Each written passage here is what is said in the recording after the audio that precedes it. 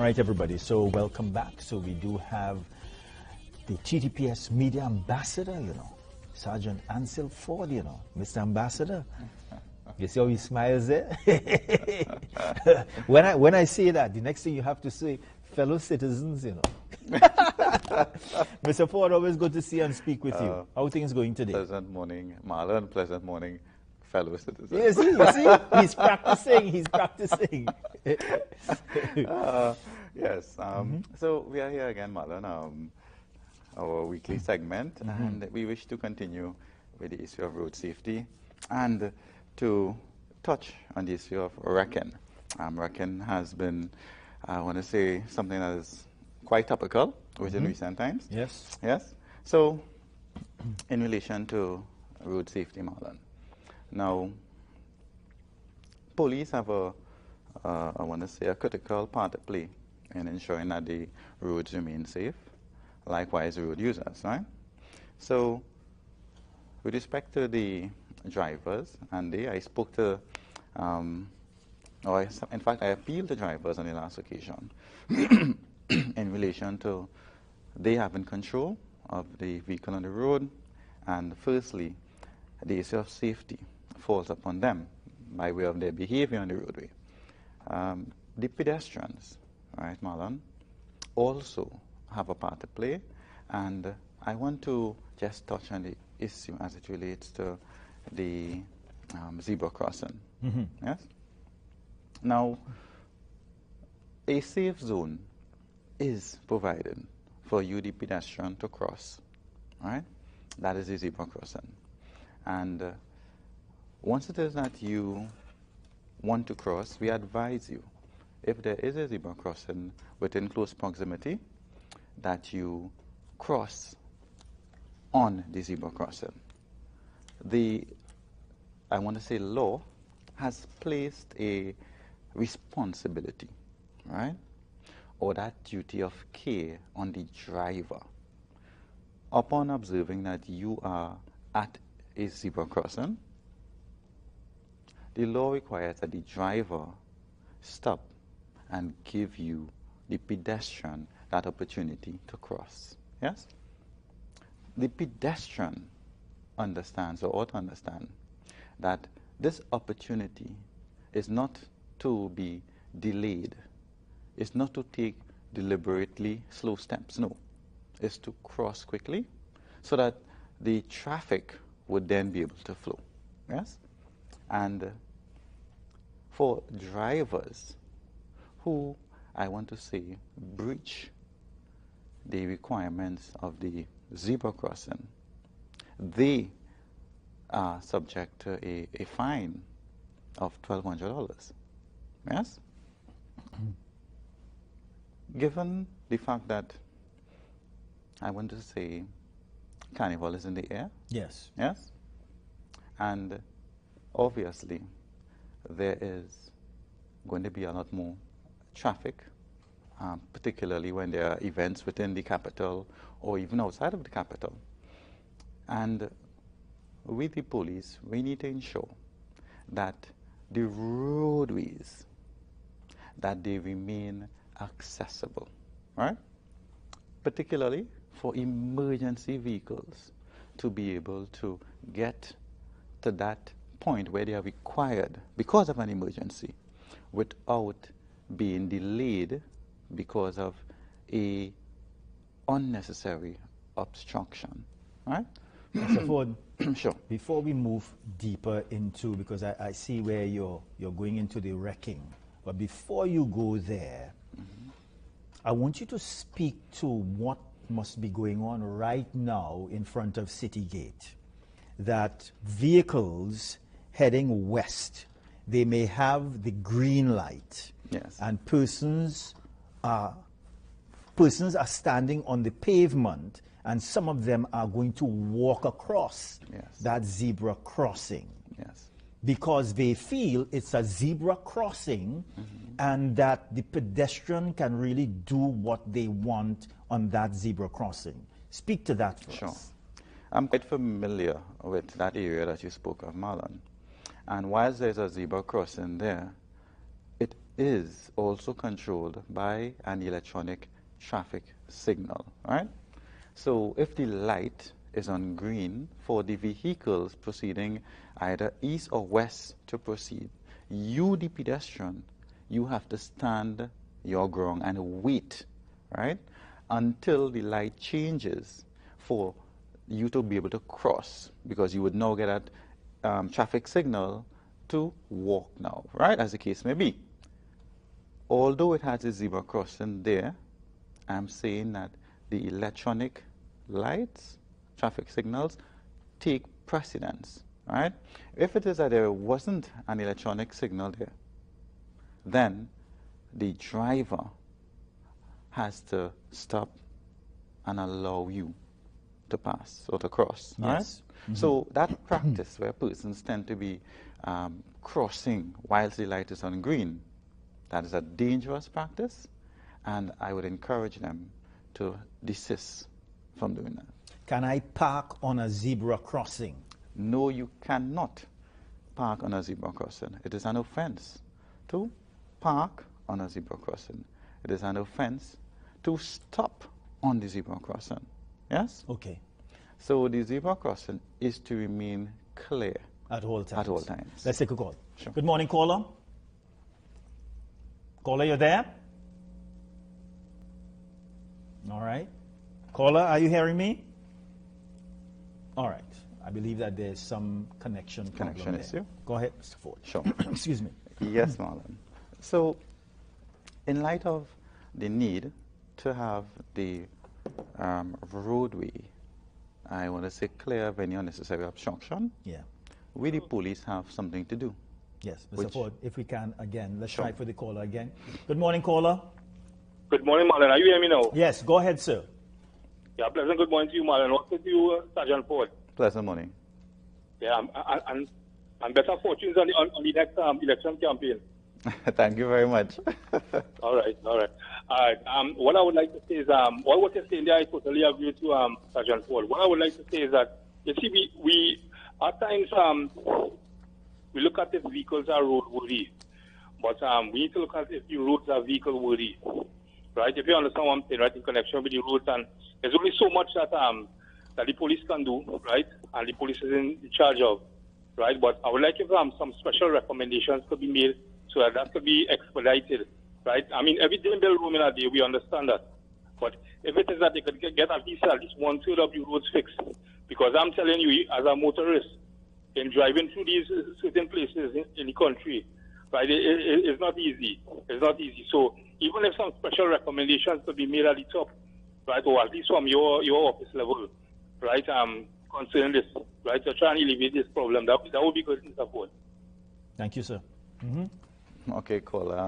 I understand the communication being made, and I can relate to it. We all, as drivers or road users, can relate to it. Sometimes the roads are very bad, and we trust that the authorities with the responsibility for it would be able to manage their resources and attend to it within the shortest possible time, because it really creates a problem for all road users. Yes? Yeah. So thank you very much, caller. All right. While we wait for another caller, Mr. Forde, you can get into the wrecking if you'd like. Definitely. Yes. So, Marlon, let's first understand that police officers... You want to take the call, miss? All right, let's take call. Sure. Good morning, caller. Good morning, and good morning, Sergeant Forde. Hi, pleasant morning. So, I've been listening to you, and I just want to say that the police service needs to be aware, if you all are not aware, of the fact that we have such a poor history of law enforcement over the years that you are sitting there and you are speaking about certain things that the average pedestrian and driver and some drivers are not even aware of, because you are saying that parking on a pedestrian crossing is against the law. I live in Eastern Main Road, and I will tell you there's a particular zebra crossing close to me that people park on every day, in the full glare of police officers. You know, and I have raised it already with a certain police station that, you know, and what is coming across is that, well, you know, we have more important things. You see, this is a major problem with this country. Other people keep speaking about the laws and this and that, and the actors, if they don't know that our major problem in this country is our lack of law enforcement since independence. And I'm saying that more needs to be done to educate people, and more needs to be done where enforcement is concerned. If you go in the Quasar anytime, Marlon, take a team, a camera team, go to the Quasar and see the way people cross the road in the Quasar every single day. And there is an electronic crossing machine there. Yeah, all right. Thank you very much. Mm-hmm. Yes, caller, I understand your point in relation to the enforcement, all right? And at times, police officers may not necessarily be there to deal with the particular offense, but if you made a report, then the police officers there had a responsibility to attend to it, all right? Mm-hmm. And where enforcement is concerned, that is our responsibility. And oftentimes, when we do enforce the law, the public outcry is something that comes with it, all right? And we still go ahead to do what is our responsibility, all right? Albeit that sometimes the resources is not what we need in its entirety to police everywhere that needs to be policed. All right, caller, so thank you very much for your input, and I trust that the officers who you would have reported to, provided that you make another report, that they will be able to attend to that report immediately. Yes, speaking in relation to the issue of enforcement, Marlon, and dealing with the issue of wrecking. Now, police officers don't have the authority to simply go and wreck your vehicle just like that. No?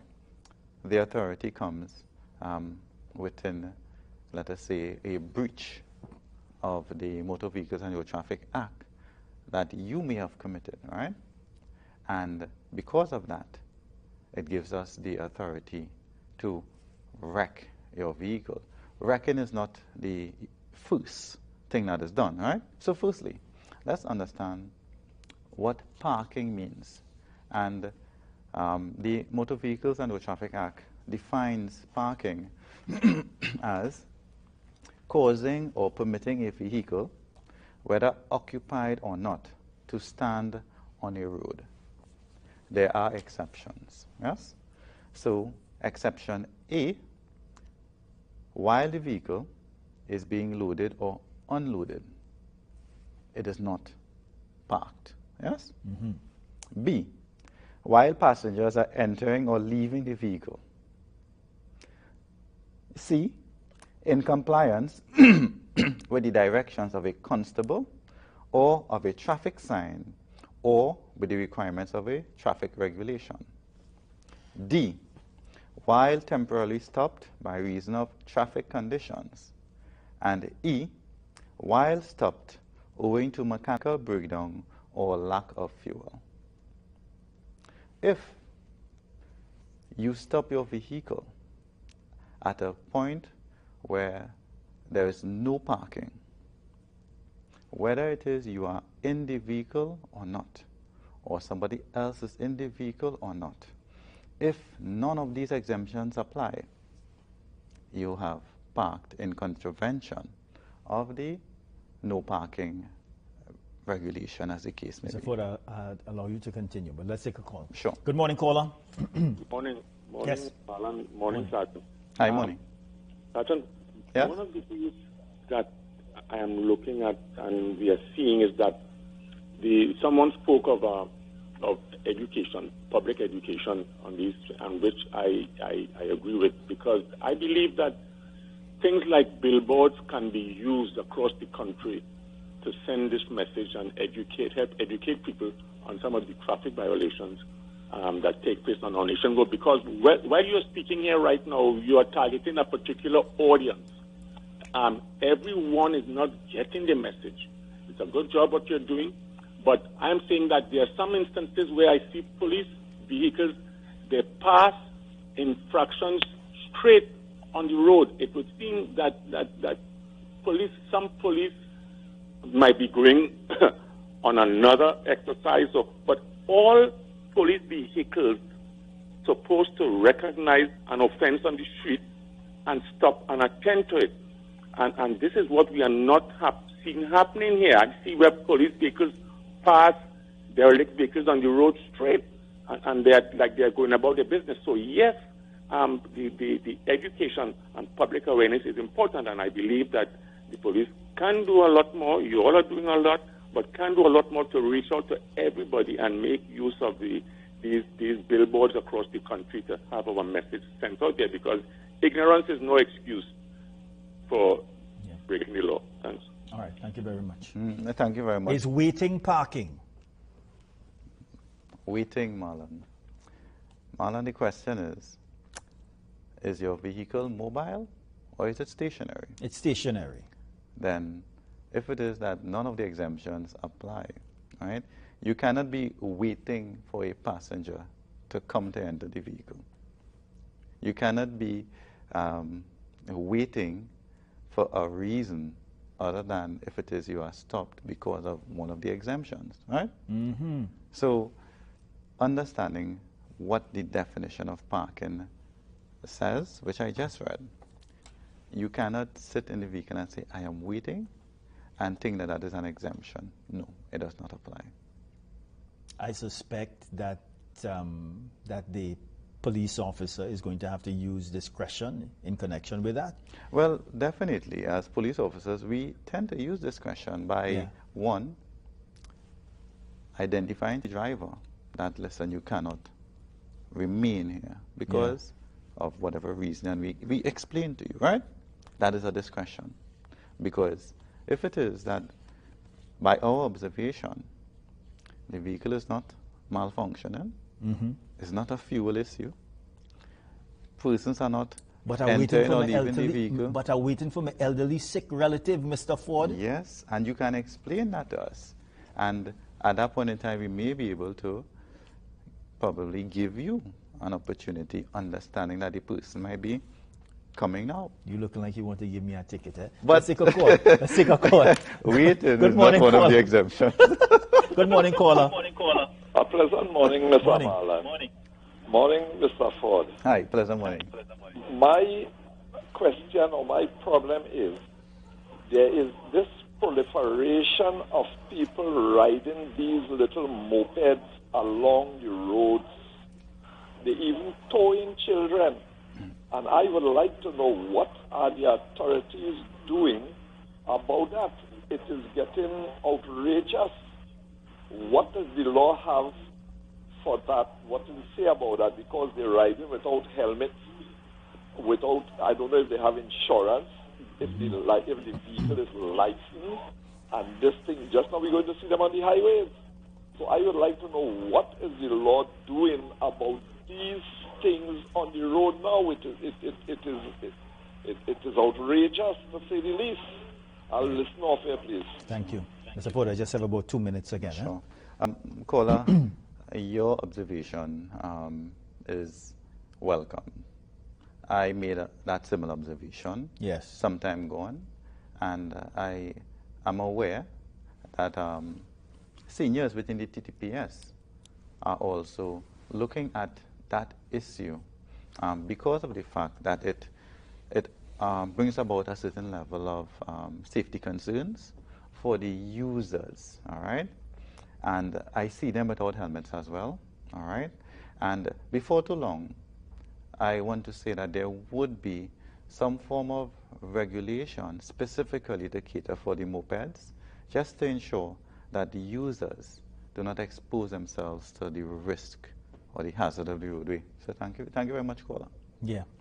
So, Mr. Forde, I have about 30 seconds for you, but I'm sure that we are going to have to continue this discussion concerning the wrecking. Definitely, Marlon. So I would not force the issue at this point in time, right? So our next segment, we would endeavor to continue this discussion and fully explore the issue of parking and wrecking. So members of the public would be advised accordingly. Yes? Yeah. Thank you again, Mr. Forde. All right, everybody, we're going to have a very short break. We're coming back.